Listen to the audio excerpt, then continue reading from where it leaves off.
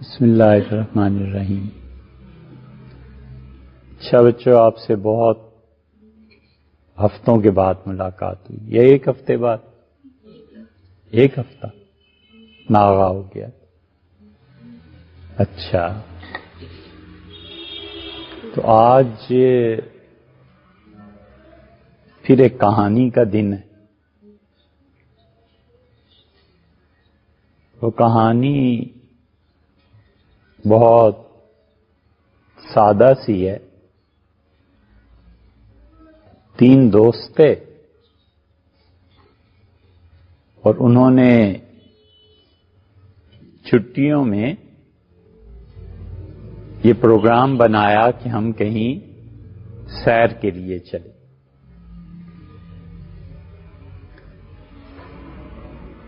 سیر کے لیے جانا چاہیے نا،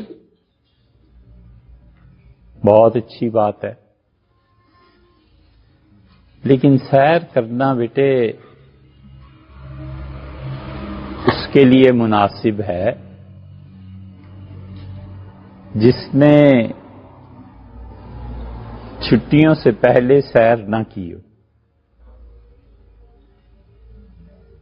جو بچہ چھٹیوں سے پہلے بھی سیر کرتا رہتا ہے نا، اس کے لیے چھٹی کا ہونا نہ ہونا، سیر کا کرنا نہ کرنا دونوں برابر ہے۔ ایک بچہ ہے، پڑھتا ہے، لکھتا ہے، محنت کرتا ہے، وہ پھر چھٹی کا انتظار کرتا ہے کہ کس دن چھٹی آئے گی پھر میں سیر کو جاؤں گا۔ اور جو بچہ سارا دن سیر ہی کرتا رہتا ہے اسے انتظار ہی نہیں ہوتا، وہ کہتا ہے میرے لیے جمعہ، اتوار اور پیر منگل سب برابر، پڑھنا تو ہے نہیں، ہر وقت سیر ہی کرنی۔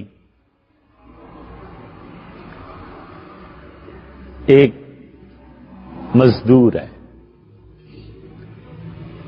وہ سارا دن محنت کرتا ہے تو اسے کھانے کا انتظار بھی ہوتا ہے، اور محنت کر کے جب وہ تھک جاتا ہے تو کھانا اس کا حق بھی بنتا ہے، پھر جب وہ کھاتا ہے تو اس کھانے سے لطف بھی اٹھاتا ہے۔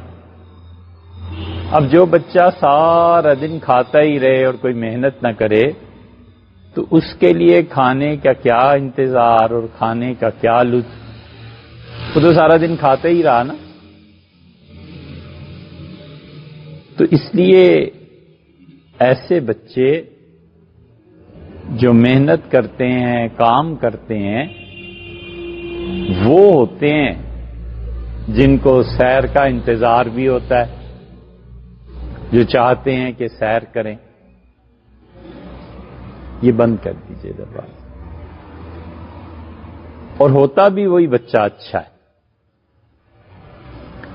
تو تین دوست تھے اور وہ سارا سال پڑھتے رہے، محنت کرتے رہے، امتحان دیا، چھٹیاں ہو گئی، اب وہ سیر کے لیے چلے۔ یہ امتحان کیا ہوتا ہے؟ ایگزام ہوتا ہے۔ امتحان یہ ہوتا ہے بیٹے کہ آپ نے کبھی ریس دیکھی ہے، دوڑ دیکھی ہے؟ کہاں؟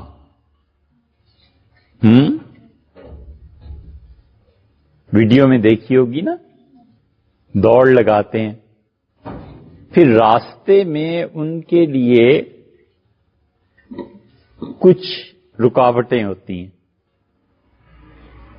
اچھا بھئی، جو گاڑیوں کی ریس ہوتی ہے وہ بھی ایسی ہوتی ہے، کہیں ایک ٹرن ہے، کہیں دوسرا ٹرن ہے، دوڑنے والے، بھاگنے والے کو کبھی ایک ادھر سے جانا پڑتا ہے، پھر ادھر سے راستے میں رکاوٹیں کھڑے کر دیتے ہیں نا۔ یہ رکاوٹیں عبور کر جانے کا نام امتحان ہے۔ اللہ تعالیٰ بہت سی رکاوٹیں آپ کے لیے کھڑی کر دیتے ہیں، آپ محنت کر کے ان رکاوٹوں سے اپنے آپ کو بچا کر نکل جاتے ہیں، آگے چلے جاتے ہیں. یہی امتحان ہے. اللہ تعالیٰ بھی رکاوٹیں کھڑی کر دیتا ہے، انسان بھی رکاوٹیں کھڑی کر دیتا ہے. اگر یہ رکاوٹیں نہ ہوں تو پھر امتحان کس بات کا؟ دو بچے دوڑتے ہیں، ایک یہاں سے وہاں تک دوڑتا ہے اور اس کا سانس ٹھیک رہتا ہے، ایک ہے جس کو سانس چڑھ جاتا ہے. تو اس کے لیے رکاوٹ یہ ہو گئی کہ وہ سانس کے ذریعے پھیپھڑوں کو جو بھرتا ہے وہ زیادہ دیر اپنا سانس روک نہیں سکتا. رکاوٹ ہو گئی نا؟ نہیں ہوئی. اور ایک بچہ اپنا سانس زیادہ دیر تک روک سکتا ہے. امتحان زندگی میں ایسے ہی ہوتے ہیں بیٹے. آپ کوئی کام کرنا چاہتے ہیں، اب آپ کے پاس کچھ اس کے اسباب نہیں ہیں، ذرائع نہیں ہیں. اب آپ کو اس رکاوٹ کو عبور کرنا ہے. یا تو آپ پھر اس میدان میں ہی نہ آئیں. جب آپ میدان میں آئیں گے تو رکاوٹ تو ہوگی. ایک شاعر نے کہا ہے کہ ایک بچے کو اونٹ پہ سواری کرنے کا شوق تھا نا، تو اس بچے نے کہا کہ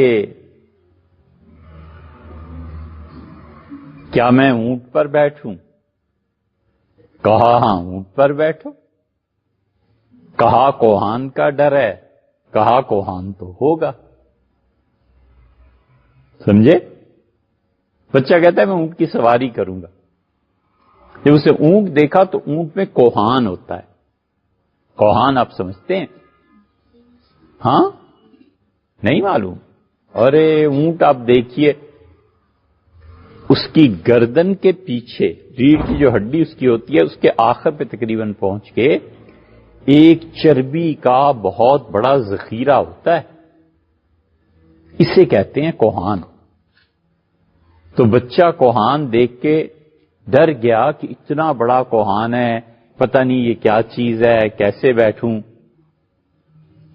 تو اس نے اپنے استاد سے کہا کہ کوہان سے ڈر لگتا ہے، ان کا کوہان تو ہوگا. اب ایسا اونٹ تو نہیں دنیا میں بنایا جا سکتا ہے اس میں کوہان ہی نہ ہو. کوئی نئی نسل پیدا ہو تم اس پہ سواری کرو.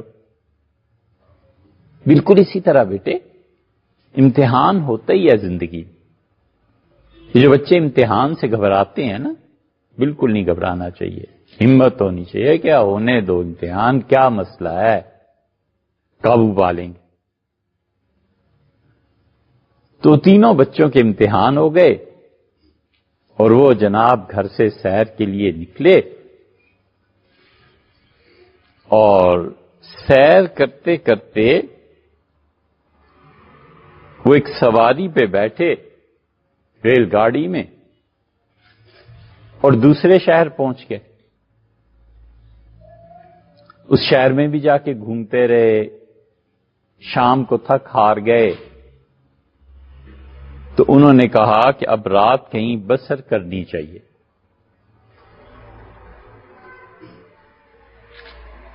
ہوٹل میں چلے گئے. ہوٹل کا جو مینیجر تھا، کاؤنٹر ہوتا ہے نا ہوٹل پہ، ہمارے یہاں بھی ایک کاؤنٹر بنا ہوا ہے جہاں کوئی آئے پوچھے مدرسہ کیا ہے، کیا چیز ہے. انہوں نے کہا کہ بھیا ایک کمرہ دے دو، ہم 3 مسافر ہیں، اس کمرے میں ٹھہریں گے.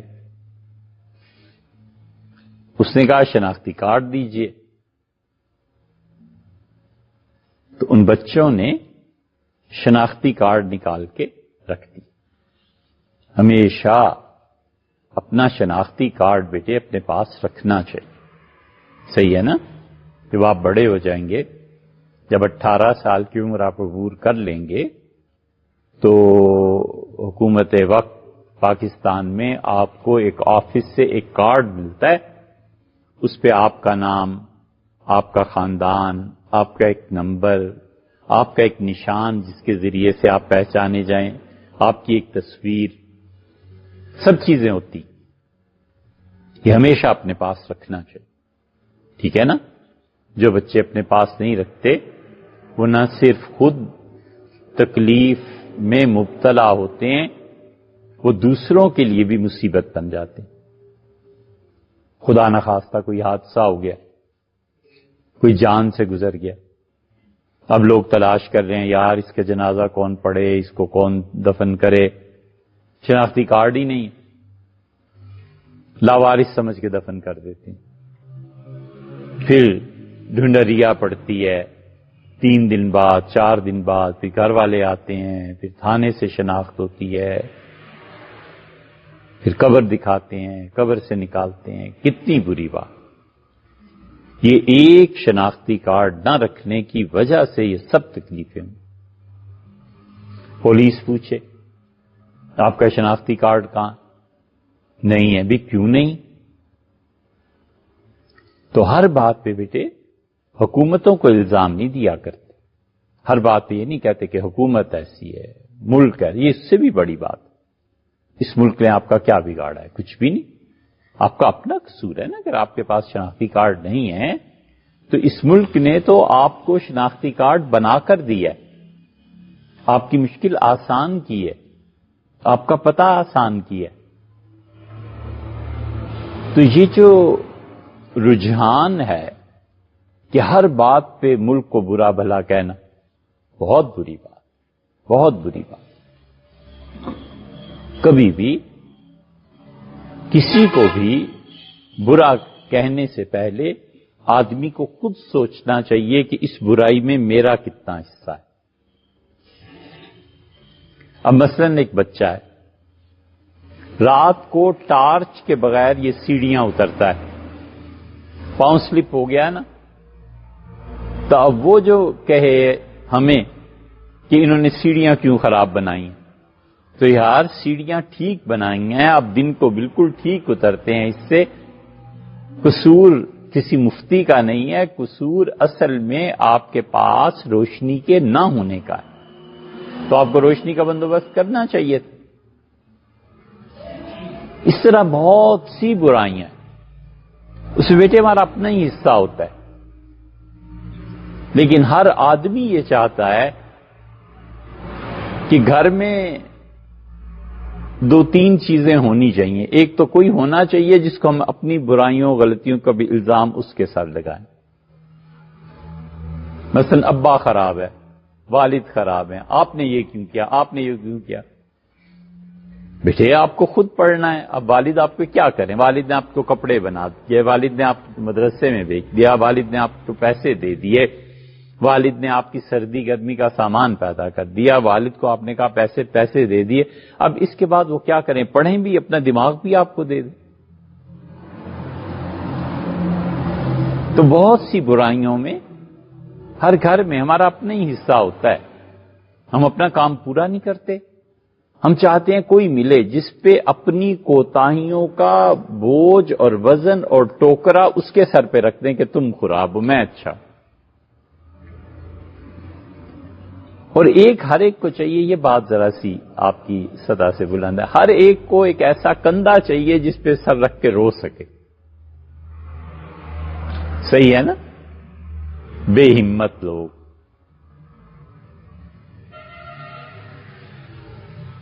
ایسے لوگ جو بجائے اس کے کہ دوسروں کا سہارا بنے خود سہارا ڈھونڈتے پھرتے.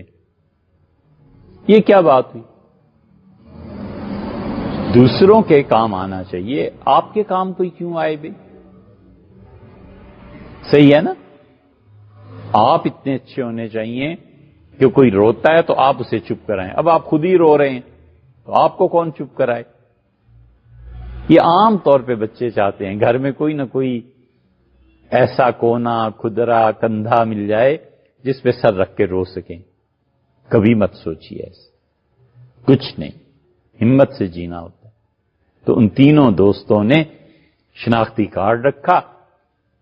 مینیجر نے دیکھا، اس نے کہا کہ کمپیوٹر میں اس نے چیک کیا اور اس نے کہا مجھے افسوس ہے کہ ہمارے ہوٹل میں اتنے بچے آئے ہیں، ان چھٹیوں میں اتنے لوگ آ گئے ہیں کہ کوئی کمرہ باقی نہیں رہا.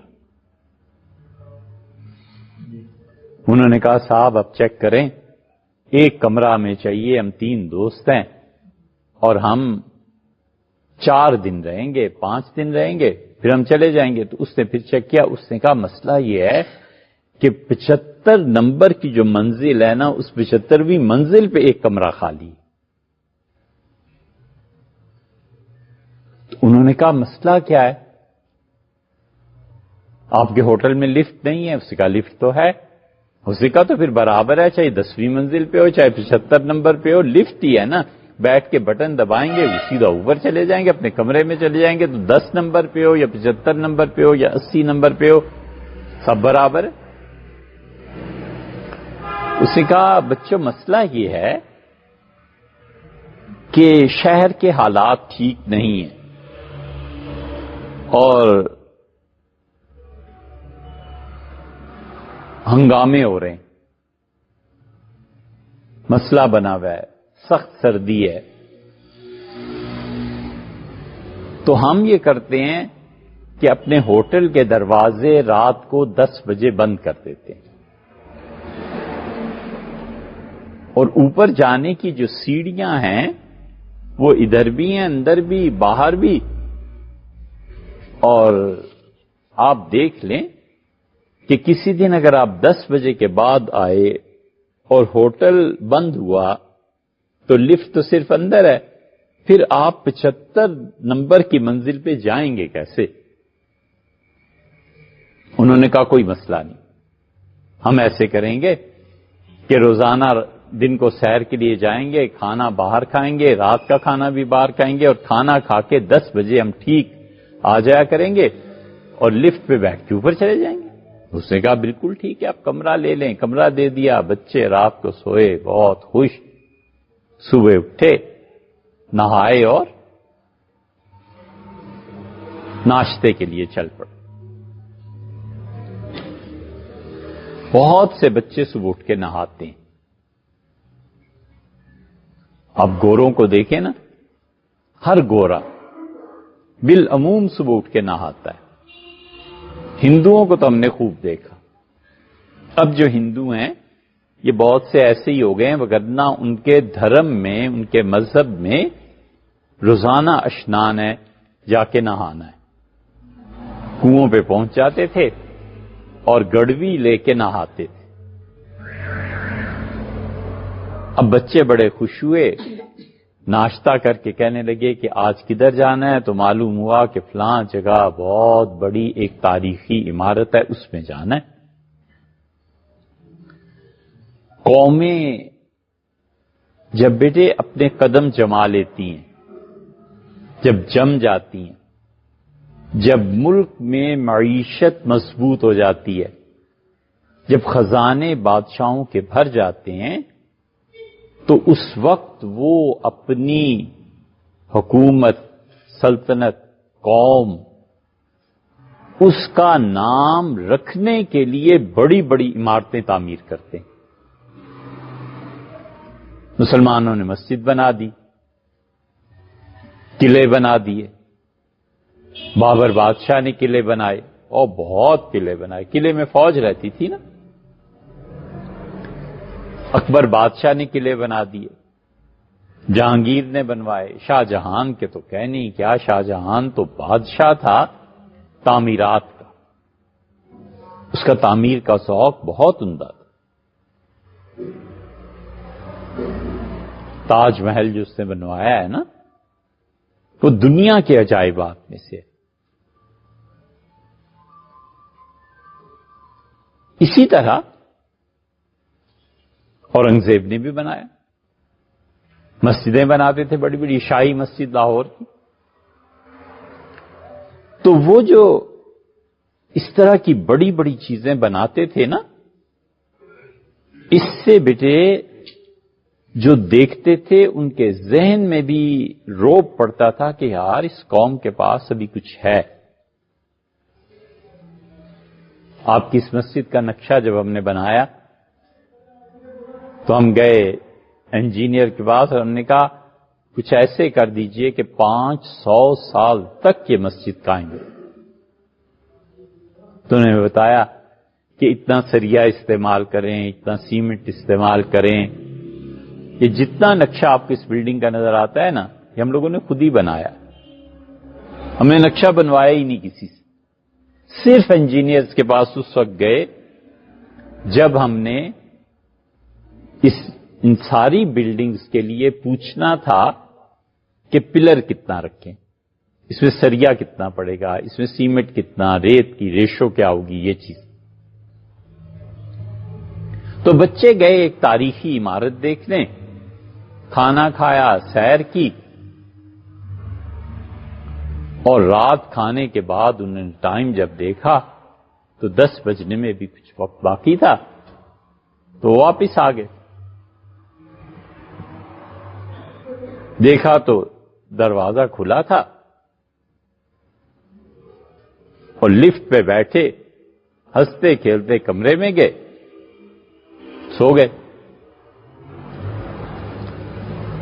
اگلا دن پھر ایسے ہی چڑھا تو انہوں نے کہا کہ یہ شہر دریا کے کنارے ہے. پچھلے زمانوں میں بیٹے بالعموم بڑے شہر دریا کے کنارے پہ بنائے جاتے تھے. قلعے دریا کے کنارے پہ بنائے جاتے تھے. اٹک قلعہ آپ دیکھیں نا، اب بھی دریا کے کنارے پہ، اور وہ ایسے اٹھا کر بنائے جاتے تھے تاکہ دشمن جب حملہ کرے اور فوجیں آئیں تو ہم اوپر کے ٹیلے پہ، اوپر کے قلعے میں بیٹھے ہوئے ہوں، اور فوج جب نیچے سے آئے گی تو اوپر سے ہم پتھر ماریں، تیر چلائیں، کچھ چلائیں، فوج کو روک لیں. اور ایک طرف دریا ہے، دریا سے کو جب تیر کے کراس کر کے وہ آئیں گے تو پتہ چل جائے گا اوپر کھڑے ہوئے کہ کہاں سے کراسنگ ہو رہی ہے، کہاں سے دریا کو تیر کے عبور کیا جا رہا ہے، آسانی سے مار لیں گے. تو دریاؤں کے کنارے پر شہر آباد ہوتے اور پانی کی بھی سہولت تھی. اسی لیے یہ جو صوفی لوگ تھے نا، انہوں نے اپنی خانقاہوں کے لیے بھی ہمیشہ ایسی جگہ پسند کی جو پانی کے کنارے ہو، کیونکہ وضو، طہارت، پانی کا پینا دریا کے کنارے. بڑی بڑی خانقاہیں آباد ہوئی. حضرت فرید الدین مسعود شکر گنج رحمت اللہ علیہ دلی میں رہتے تھے، تو اپنے شیخ خواجہ قطب الدین رحمت اللہ علیہ کے بعد جب وہ آئے تو ایک مخلوق خدا تھی، ایک بھیڑ تھی جو حضرت سے بیعت ہوئی. تو ایک آدمی حضرت سے ملا اور اس سے کہا حضرت آپ پہلے اچھے تھے، ہم جب آتے تھے آپ سے مل لیتے تھے، اب آپ کے اتنے مرید ہو گئے ہیں، اب آپ سے ملنے کا وقت ہی نہیں ملتا. تو انہوں نے یہ سنا اور انہوں نے اس کا بڑا اثر لیا. تو انہوں نے کہا تنہائی اچھی ہوتی ہے. پھر انہیں بیٹے ایک ہیرا مل گیا، اس ہیرے کا نام جمال الدین تھا. وہ اتنا اچھا آدمی تھا، اتنا اچھا آدمی تھا کہ حضرت نے اپنے اس مرید کے لیے ایک جگہ ہے ہانسی اس گاؤں کا نام ہے، حضرت 10 12 15 سال ہانسی جا کے اس کے پاس ٹھہرے. بہت اچھا آدمی. پھر جب وہاں لوگ زیادہ ہو گئے تو حضرت پھر نکلے. تو جو پاک پتن ہے نا، یہاں حضرت پہنچے. پٹن نام تھا اصل میں اس کا. پٹن کہتے ہیں اس جگہ کو جہاں پر آ کر پانی پیتے ہیں، جہاں پہ بادشاہوں کی سواری آتی، جہاں پہ جانور، انسان سب آ کے سیراب ہوتے ہیں. تو حضرت نے دیکھا کہ یہ دریا ہے اور یہاں سے بہت زیادہ پانی گزر رہا ہے، تو انہوں نے ایک چھوٹی سی جگہ اپنی مسجد بنا لی. ابن بطوطہ بھی یہاں ہے. ابن بطوطہ کون تھا؟ ابن بطوطہ بہت بڑا سیاح تھا. ابن بطوطہ نے اپنا پورا سفر نامہ لکھا ہے. ابن بطوطہ نے لکھا ہے جب میں دلی پہنچا تو میں نے بڑی عجیب بات دیکھی. پولیس والے کھڑے تھے اور پولیس والے جس کو چاہتے تھے اپنے پاس بلاتے تھے اور کہتے تھے یہ بتاؤ نماز میں کتنے فرض ہیں، اچھا تم یہ بتاؤ وضو میں کتنے فرض ہیں، اچھا یہ بتاؤ نماز کیسے پڑھتے ہیں۔ اس وقت جو پولیس تھی نا وہ اس لیے تھی کہ لوگوں کو اللہ کے ساتھ جوڑے، تعلق پیدا کرے۔ ہر آدمی ان میں سے ٹیچر تھا، تعلیم دینے والا۔ ہمیں پولیس سے نفرت ہے بیٹے، اس لیے کہ پولیس مارتی ہے، اس لیے کہ پولیس تنگ کرتی ہے، اس لیے کہ پولیس تشدد کرتی ہے نا۔ لیکن دو باتیں بیٹے آپ ذہن میں رکھیے، ایک تو یہ کہ ہم بھی تو کچھ کم نہیں ہیں، ہم بھی شرارتیں کرتے ہیں، ہم بھی غلط کام کرتے ہیں۔ ڈرائیونگ لائسنس ہے نہیں اور گاڑی میں بیٹھ کے جا رہے ہیں تو پولیس والا جب پوچھتا ہے کہ بھئی لائسنس کہاں تو میرے گھر پڑا ہے، تو بھی گھر پڑا ہے تو تم بھی گھر ہی رہتے، آپ کو کیا ضرورت تھی گاڑی لانے کی؟ قصور اپنا ہے نا۔ گورنمنٹ نے جب کہہ دیا ہے کہ یہ ون وے ہے، یہاں سے دونوں طرف گاڑی آ جا نہیں سکتی، اب وہ اس قانون کو توڑتا ہے، آگے جاتا ہے، پولیس مین کھڑا ہے، وہ کہتا ہے تمہارا چالان ہوگا۔ اب یہ پولیس سے ناراض ہے، بھی ناراض کیوں آپ ہو رہے ہیں؟ آپ گورنمنٹ کو کہیے، گورنمنٹ نے کوئی قانون بنایا، آپ جا کے لڑیے گورنمنٹ سے، پولیس مین کا کیا قصور ہے؟ اس لیے بیٹے ہمیشہ پولیس کا قصور نہیں ہوتا، قصور ہمارا اپنا بھی ہوتا، ہم بھی کچھ اتنے نیک پاک نہیں، ہم بھی کچھ ایسے عرش سے نہیں آئے، ہم بھی کچھ ایسے دودھ دھلے نہیں۔ دودھ دھلا کیا ہوتا ہے؟ محاورے میں کہتے ہیں کہ جسے دودھ سے نہلایا گیا ہو، یعنی بہت پاک، بہت صاف۔ ایک بات تو پولیس کے بارے میں یہ خیال کرنا چاہیے، اور دوسرے بیٹے آپ لوگ جب بڑے ہوں، پڑھ لکھ جائیں، پولیس میں جائیے، آپ خود پولیس میں جائیے، امتحان دیجئے، پولیس میں بڑے اچھے اچھے آفیسر ہوتے ہیں، آپ بنیے خود، ٹھیک ہے نا؟ اور پڑھ لکھ کے جائیے، پڑھ لکھ کے جائیے، تاکہ آپ جہاں بھی ہیں آپ کبھی اس سے بلا کے پوچھیں کہ بیٹے موٹر سائیکل چلا رہے ہو اور یہ بتاؤ کہ پاکستان کے قانون میں موٹر سائیکل چلانے کے کیا کیا اصول ہیں، آپ ڈرائیونگ کر رہے ہیں، آپ نے کیوں اس اشارے کو توڑا ہے، کیا مسئلہ ہے؟ آپ بھی اس سے پوچھ سکیں کہ آپ کتنا پڑھے ہیں، ٹھیک ہے نا؟ یہ دونوں کام کرنے چاہیے۔ ایک تو ہمیں سوچنا چاہیے کہ پولیس جو کچھ ہمیں کہتی ہے اس میں ہمارا اپنا کیا قصور ہے، اور اگر پولیس اتنی بری بھی ہے کوئی حرج نہیں، جب آپ پڑھ لکھ لیں تو آپ پولیس میں چلے جائیے، آپ اچھے بن جائیے۔ آخر وہ 100 سال کی عمر تو نہیں نہ لے کے آیا، اس نے ریٹائرمنٹ میں گھر چلے جانا ہے، اب اس کی جگہ خالی ہوگی، اس کی جگہ جو خالی ہوئی تو آپ اچھے ہیں، آپ پر کر دیجیے۔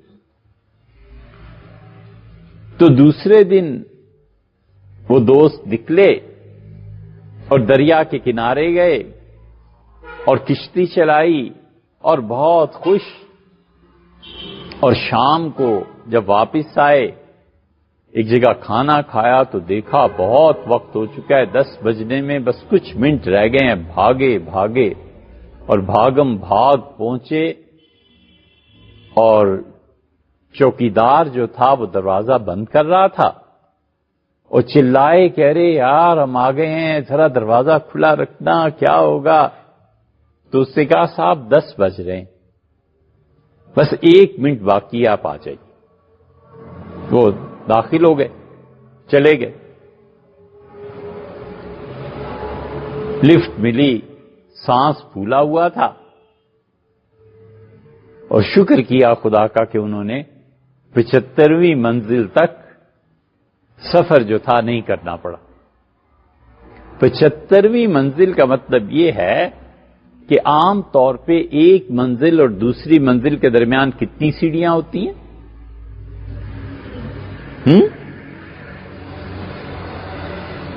پتہ ہے؟ اس کا آسان جواب یہ ہے کہ جتنے فٹ پہ چھت ڈالیں گے اسی حساب سے سیڑھیاں ہوں گی۔ کہیں 10 فٹ پہ چھت ڈالتے ہیں، کہیں 12 پہ، 15 پہ، اسی حساب سے سیڑھیاں بن جاتی ہیں۔ تو وہ اس ہوٹل میں کوئی 1000 سیڑھی تھی،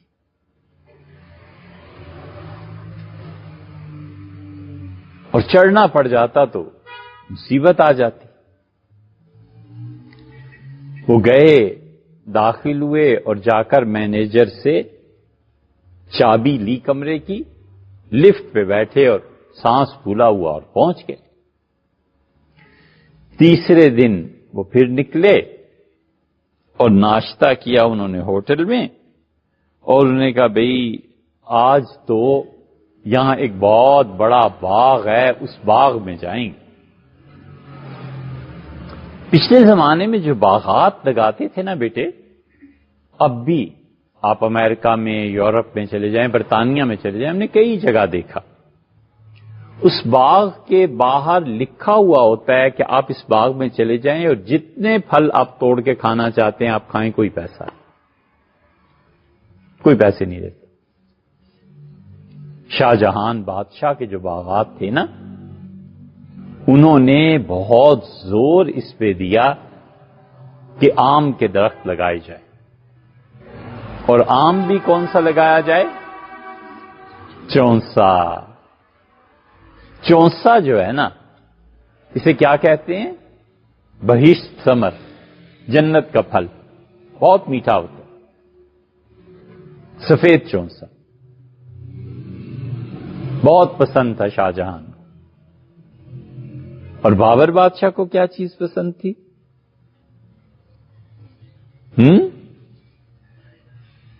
بابر بادشاہ کو تربوز بہت پسند. ان کی وادی جو تھی نا، ان کا گھر فرغانہ میں تھا. ہم گئے فرغانہ، ہم نے وہاں پہ تربوز کھایا، اتنا میٹھا ہوتا ہے، اتنے میٹھے پھل ہیں وہاں کے اب بھی بیٹے، کہ اس کے شیرے سے، اس کے عرق سے، اس کے نچوڑ سے، اس کے جوس سے اگر انگلیاں ڈوب جائیں تو چپکنے لگتی ہیں مارے مٹھاس کے. اتنے میٹھے پھل فرغانہ کے، وہاں کی بستیوں کے. حیران ہوئے کہ جب ہوا میں اتنا کاربن نہیں تھا، یہ تو سانس لینے کی فضا جو خراب ہوئی ہے، یہ تو ہوئی ہے کاربن کے برن ہونے سے. کاربن کیا ہے؟ یہ آپ کیمسٹری میں پڑھیے، ٹھیک ہے نا؟ کاربن کیمسٹری میں پڑھیے.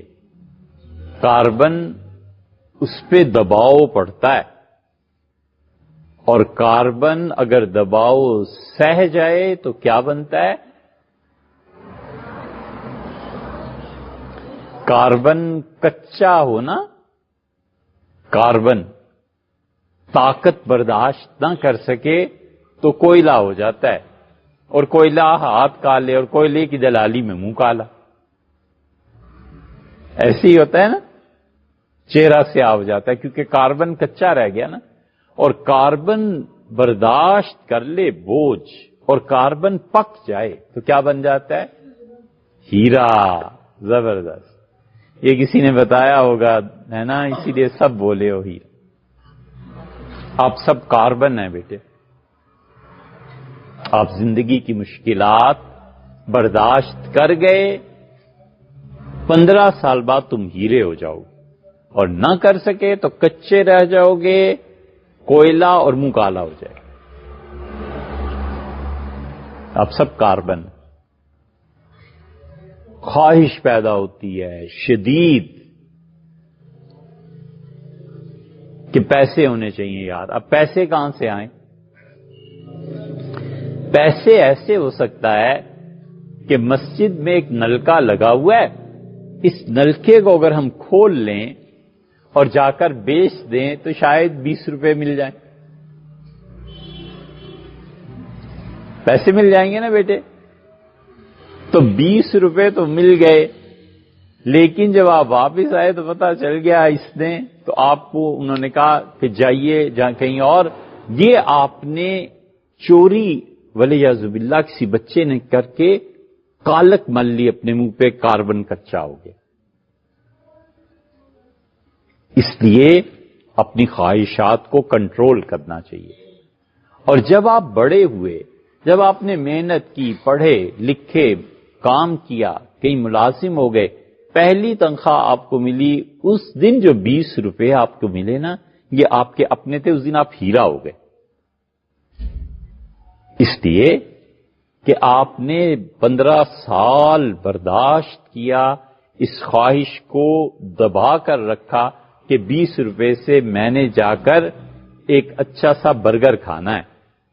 وہ آپ یہاں مدرسے کی ایک نلکی فروخت کر کے بھی دے سکتے تھے، ہمارا قلم چرا کر بھی کھا سکتے تھے، اور آپ اس طرح بھی کر سکتے تھے۔ تو کاربن ایسے ہی ہوتا ہے، کچا رہ جائے تو کالا، منہ کالا ہاتھ کالے، اور پک جائے تو ہیرا۔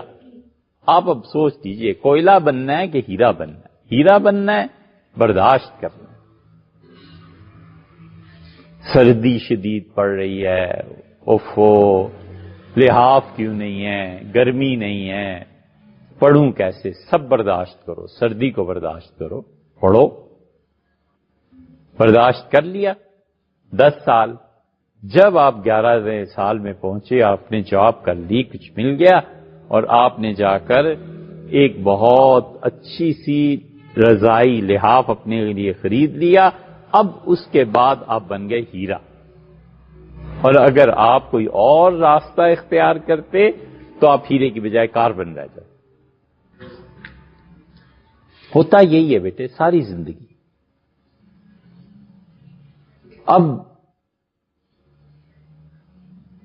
شاہجہان بادشاہ، انہیں چونسا بہت پسند تھا، تو یہ جو مغلز تھے نا، اور بڑے بڑے مسلمان، بہت بڑے بڑے، حتیٰ کہ بیٹے آخر پہ بالکل آخری زمانے میں جو لوگ دیوبند میں پڑھتے تھے، ہمارے اساتذہ، ہم نے ان سے پڑھا، ان میں ایک سے ایک آدمی ایسا تھا، ایک سے ایک ہمارا استاد ایسا تھا کہ اب دنیا میں ایسے لوگ نہیں ملتے بیٹے، کیا کہنے، کیا کہنے۔ وہ کہتے تھے کہ ہم پڑھتے تھے تو وہاں ایک صاحب کا باغ تھا، وہ سال میں ایک مرتبہ ہماری دعوت کرتے تھے آموں کے باغ میں، جتنے آم اس دن مرضی کھاؤ، سب درخت آم پکے ہوئے ہوتے تھے، لٹک رہے ہوتے تھے، جتنے مرضی آم کھائیے، کوئی پوچھنے والا نہیں۔ بالکل اسی طرح بادشاہ لکھ کے لگا دیتے تھے کہ اس باغ میں جتنے بھی پھل ہیں کھانے کے لیے تیار ہیں، آپ جتنا بھی کھا سکتے ہیں کھا لیجئے۔ اب بھی ایسے ہوتا ہے، یورپ میں ہم نے دیکھا، امریکہ میں دیکھا، بہت جگہ پہ دیکھا، مفت۔ لیکن شرط یہ ہے کہ آپ اس باغ کے پھل گیٹ سے باہر نہیں لا سکتے۔ یہ نہیں ہو سکتا کہ آپ اب لاد کے بھی لے جائیں۔ اور باہر ایک بہت خوبصورت دکان بنی ہوئی ہے، وہاں پھل بک رہے ہیں، آپ نے اندر جا کر سیب توڑا، آپ نے کیلے اتارے، آپ نے آم چکھا، کوئی چیز، اور اس کے بعد آپ آ گئے باہر، آپ کو بڑا اچھا لگا، اور آپ نے چاہا کہ اسے گھر بھی لے جائیں، گھر والوں کو بھی چکھائیں۔ اب آپ دکان سے خریدیں گے، دکان سے خرید کے لے جائیے۔ اب تک چلا آتا ہے۔ آپ لوگوں کے پاس زمین جب ہو نا تو اس طرح کرو، بہت سے پھل لگا دو، لوگ آئیں کھائیں۔ یا ہم دیکھتے رہتے ہیں جب مالٹے آتے ہیں نا تو آپ کو پتہ ہی آپ لوگ کیا کرتے ہیں، ہے نا؟ ہم دیکھتے رہتے ہیں، خوش ہوتے ہیں، بالکل ٹھیک ہے، یہ آپ ہی کی جگہ ہے، آپ لوگوں نے کل پڑھنا اور پڑھانا ہے، کھائیے۔ اب وہ دوسرے دن گئے اور باغات میں ایسے گھلے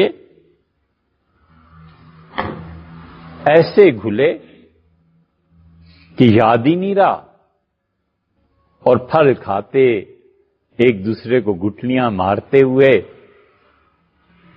اور پانی سے کھیلتے، ہاتھ منہ دھوتے، شام ہو گئی، کھانا کھایا تو رات ہو گئی۔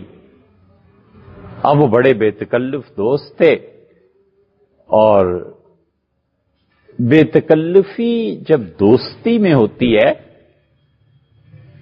تو یہ نہیں ہوتا بیٹے کہ وہ بے ادبی ہو۔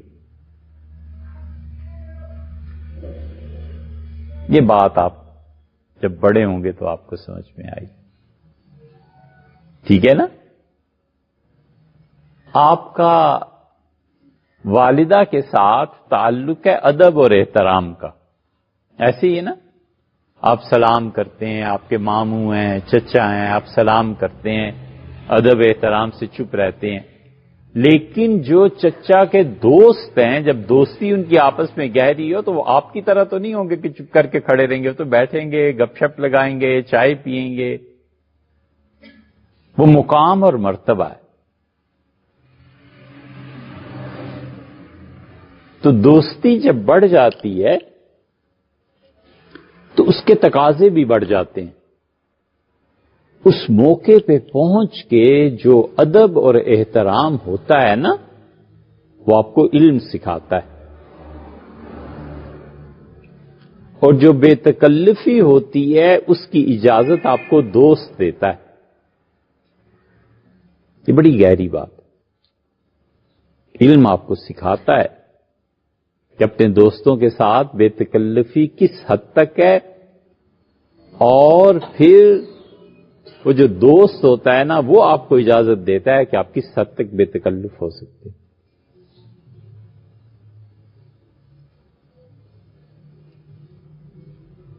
غالب نے فارسی کے ایک شعر میں بڑی زبردست بات کی ہے. اب آپ فارسی پڑھے ہوئے ہیں نا، کچھ بچے فارسی پڑھتے ہیں نا. ترجمہ کرو اس کا پھر خود ہی. غالب کہتے ہیں کہ قوی فتادہ چو نسبت ادب مجو غالب. جب دوستوں کے ساتھ محبتیں، تعلقات، دوستی گہری ہو جائے تو پھر غالب احترام تلاش نہیں کرنا چاہیے. پھر ادب احترام کو ایک طرف رکھ دینا چاہیے. یہ نہیں سوچنا چاہیے کہ ادب اور احترام ہے. قوی فتادہ چو نسبت ادب مجو غالب. غالب جب دوستی، تعلق، محبتیں بڑھ جائیں تو پھر ادب کو تلاش نہ کر. ندیدہ، تم نے دیکھا نہیں کہ سوئے قبلہ پشت محراب ہے. یہ کمال کی تشبیہ دی ہے. پوری اردو اور فارسی شاعری میں ہم نے دوبارہ دیکھا ہی نہیں غالب جیسی مثال کسی نے. یہ اتنا بڑا آدمی تھا. کہتا ہے تم دیکھو ساری دنیا قبلے کی طرف نماز پڑھنے کے لیے محراب کی طرف دیکھتی ہے، اور محراب اتنا پاکیزہ، اتنی مقدس جگہ ہے کہ سب لوگ اس کو دیکھتے ہیں کہ قبلہ کدھر ہے. ایسے ہی ہے نا. اور خود محراب کو دیکھو تو اس کی اپنی پیٹھ کعبے کی طرف.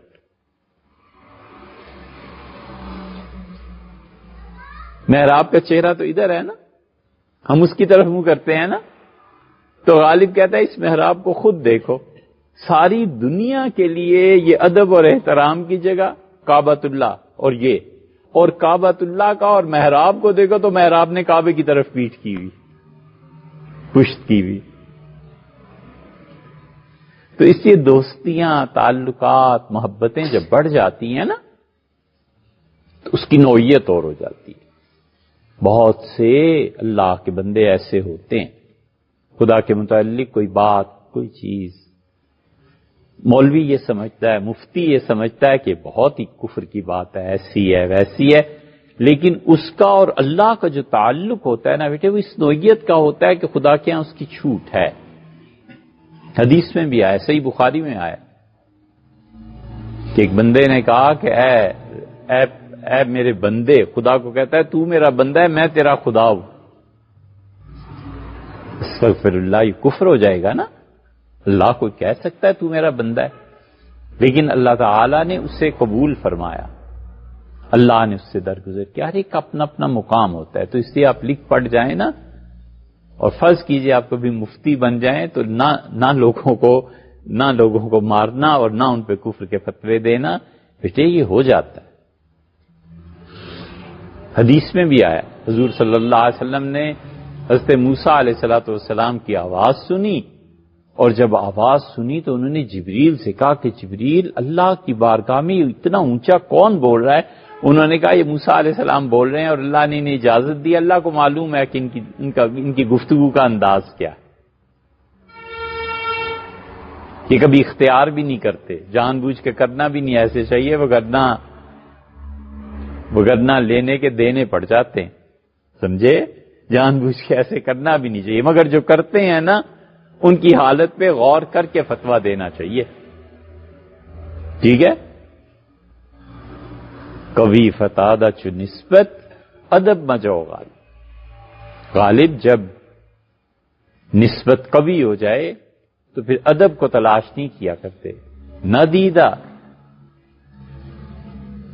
تم نے کبھی دیکھا نہیں کہ محراب کی اپنی پشت کعبے کی طرف،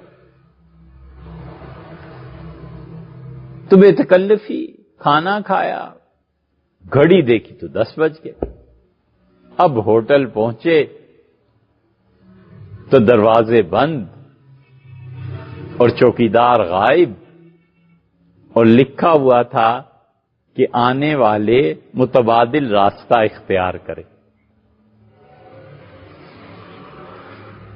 اوفو، لفٹس بند ہیں، 75ویں منزل پہ پہنچنا ہے، اور سیڑھیاں بھی کوئی 1000 ہیں۔